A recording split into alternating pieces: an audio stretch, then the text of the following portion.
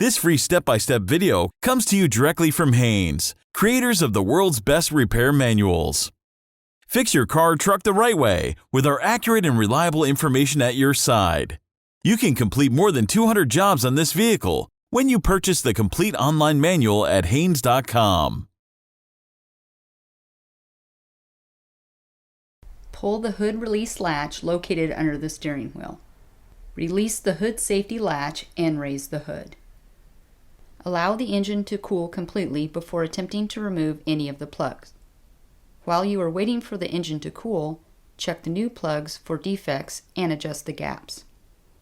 The spark plug gap is checked by inserting the proper thickness gauge between the electrodes at the tip of the plug.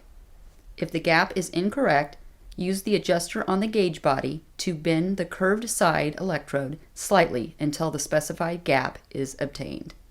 Be careful not to crack or chip the porcelain insulator surrounding the center electrode as the gap is adjusted.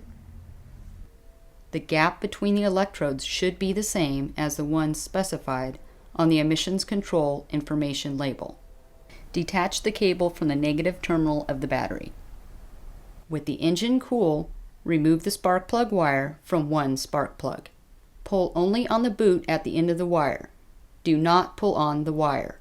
A plug wire removal tool should be used if available. If compressed air is available, use it to blow any dirt or foreign material away from the spark plug hole.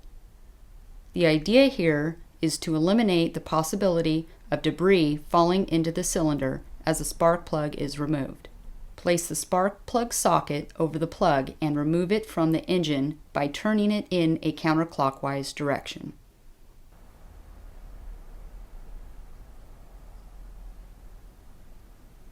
Apply a small amount of anti-seize compound to the spark plug threads.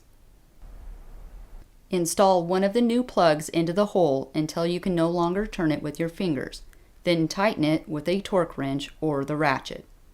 It's a good idea to slip a short length of rubber hose over the end of the plug to use as a tool to thread it into place, particularly if the cylinder head is made of aluminum.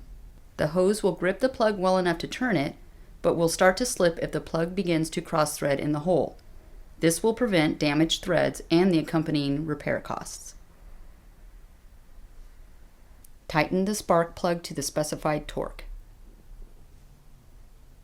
Attach the plug wire to the new spark plug, again using a twisting motion on the boot until it is seated on the spark plug. Repeat the procedure for the remaining spark plugs, replacing them one at a time to prevent mixing up the spark plug wires.